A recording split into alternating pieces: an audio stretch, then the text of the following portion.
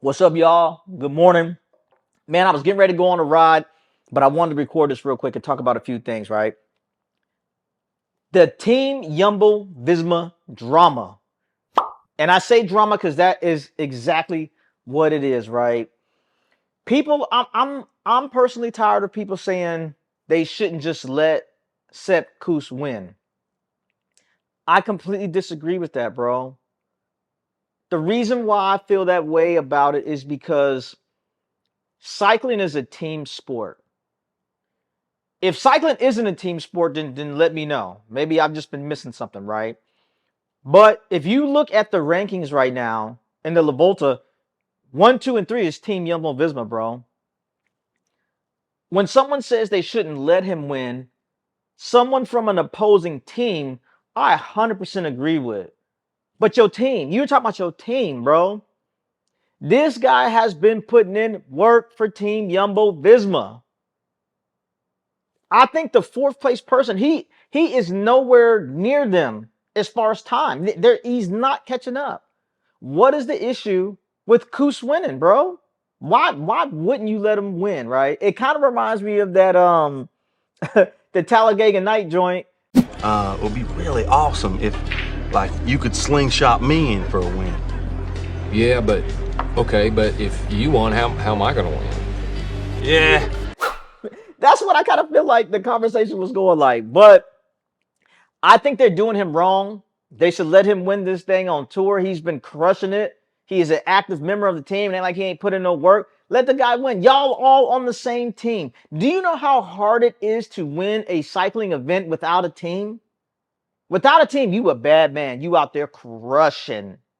That's part of the team dynamics. And if you never looked into some of the team dynamics of cycling, then you don't know what I'm talking about. But the majority of people probably watching this, y'all tracking what I'm saying, bro. They should let Kuss win. Anyway, I'm just going to get off of that because it's getting me fired up. It's too early for me to be getting fired up, you know. There's this bike that's been popping up on social media, bro. It just keeps popping up in my feed. I'm going to show you the bike and then I'm going to talk about it. Tell me what you think.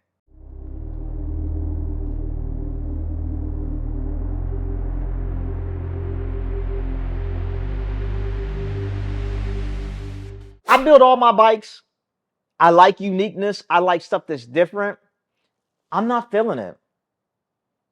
I'm not feeling it. Flat bars on a road bike, is that something that can be pulled off? I definitely think it can. But on a Madone, I'm not feeling it. Even just the way the bike looks to me. When I'm looking at the lines of the bike, the symmetry of it, I'm not feeling the flat bars, man. I don't know whose bike that is. More power to you. You know, being unique, being different. But for me, it's a no for me, man. I'm not feeling the flat bars on the Madone. Not even a little bit. Not even interested in it. But I mean, what do y'all think, man? Flat bars on a Madone? Is it a go or is it a no go, man? Let me know. The big thing, right? Is GCN going away? Wow. If GCN went away, if it was dissolved and it just went away, I personally wouldn't feel no way about it. And the reason why is because I'm going to give you a detailed answer for that, right? Now, rumor has it that GCN is up for sale.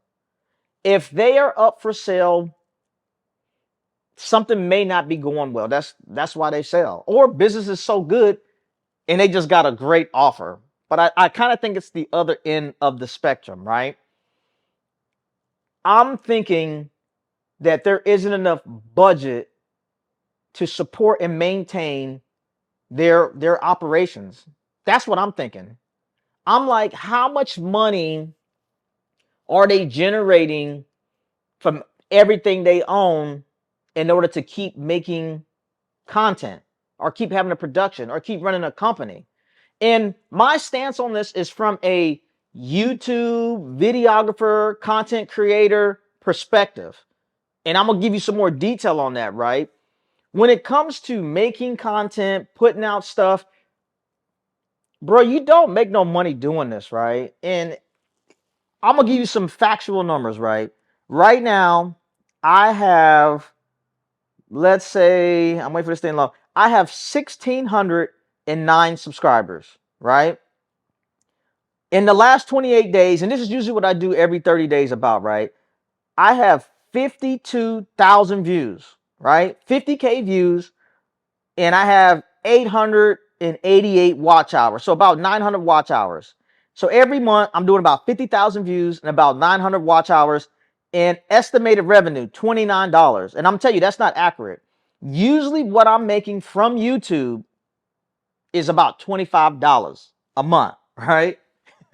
And some people may say, well, why are you making videos, or why are you continuing to do YouTube if they're not paying you the money?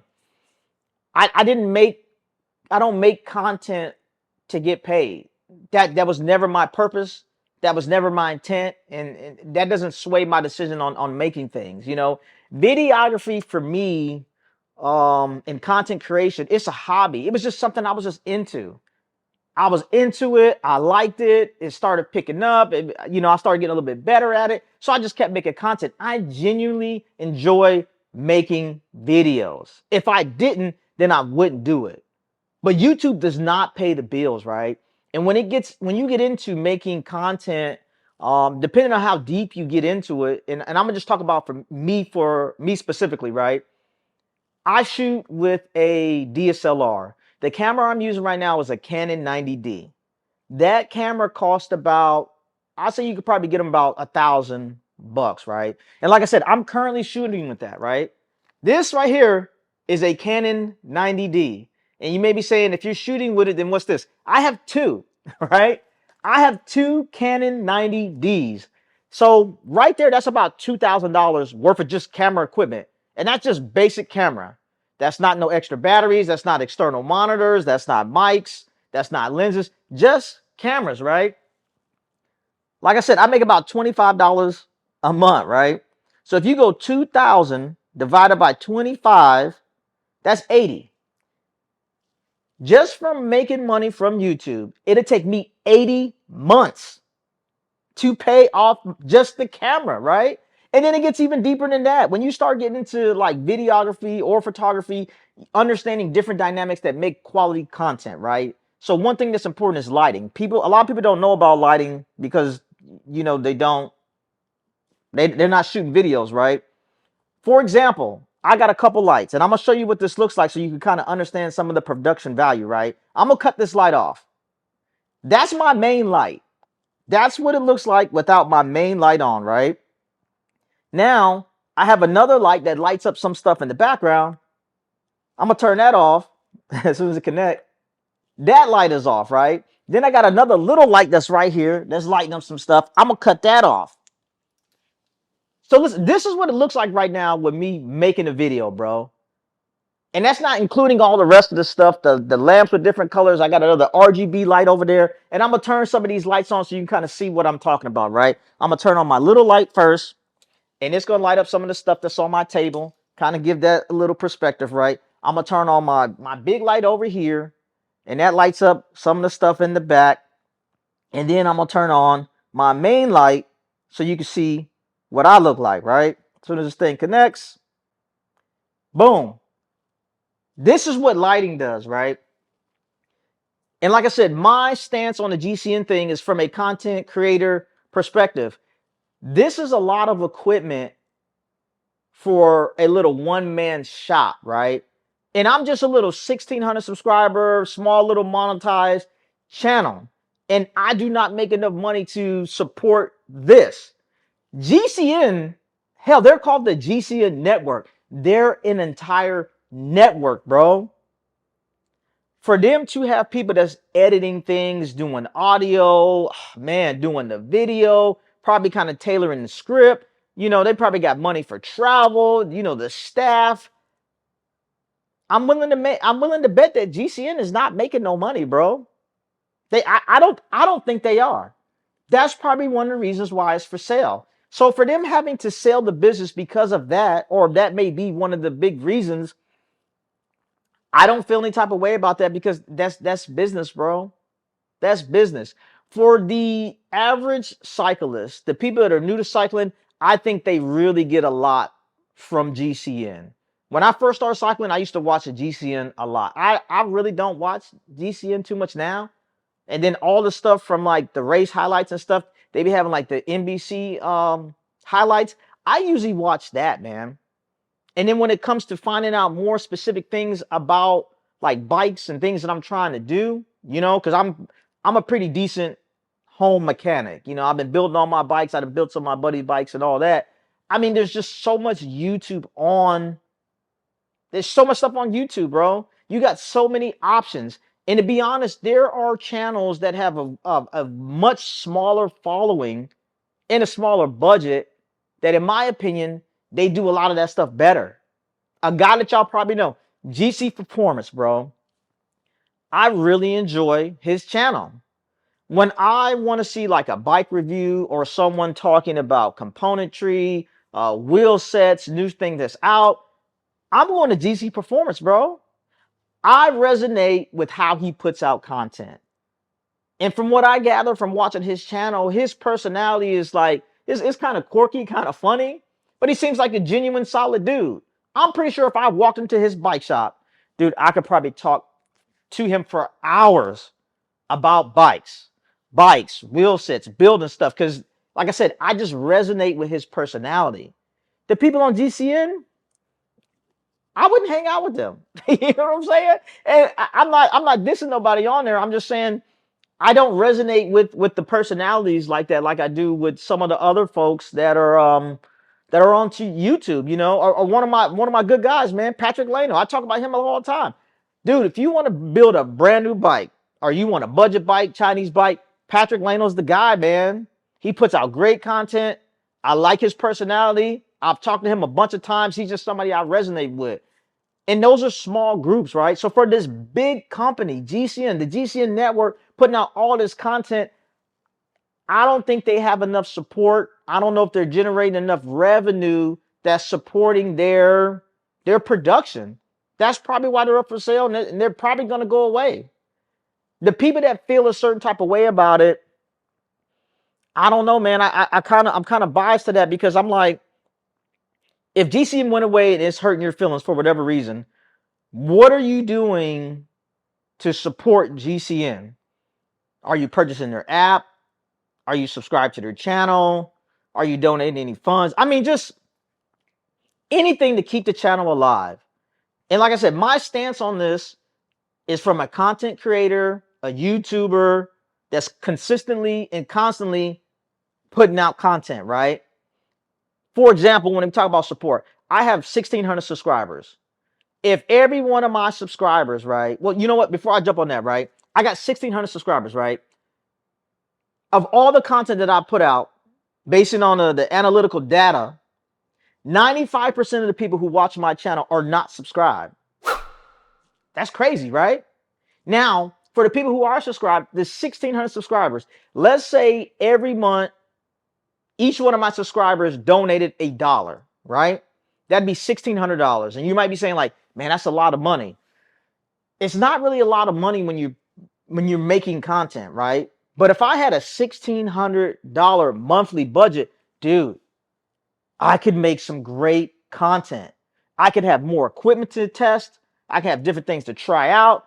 I can have better equipment that's going to help me give you more analytical results and data that people want that's not going to come out of my budget.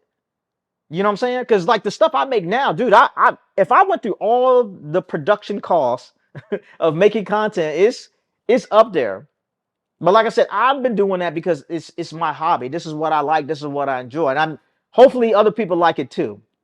And I'm willing to bet that the stuff that I produce probably looks better than the majority of stuff on YouTube. That doesn't mean I'm talking about just the production value, how it looks. But that's just because that's what I'm into. That's my thing, right? So think about GCN, how their content looks, how it's being delivered, the different topics, how often they're putting it out. Dude, there's got to be a huge cost associated with that. They got way more than 1,600 subscribers. You know what I'm saying? So how are they keeping the lights on? How are they paying the staff? How are they keeping things going? So in my opinion, that's like, I can see why GCN would sell or why they would go away. It's just not, it's not something that's sustainable. In life, everything evolves. It either evolves or it dies, man. That's just the facts of the nature, right? And they might have reached a point where they couldn't evolve. That's just what I'm thinking, right? So I don't know how y'all feel about it. If GCN went away, how do you feel about it? And then also, are you an individual that support GCN? Are you subscribed to their channel? You know, are you paying for their app? What are you doing to help support GCN? And when I say support, right, support doesn't have to come from money. If you are subscribed to their channel and you're just watching their content, their monetized channel, the ad revenue will help them out. If a video comes on and it's something that you're not really interested in, let their video play. That's how you can help them. If somebody really wanted to help me and support my channel, you don't have to give me any money. Subscribe to the channel, watch the content. If it's something that you don't like, just let it play. That helps me out tremendously, man. Matter of fact, if you are liking the content, please consider subscribing to the channel. But that's all I got for y'all. I'm your host, Mr. Robb Armstrong, and I'm out. To the floor, to the couch, might wake the neighbors up.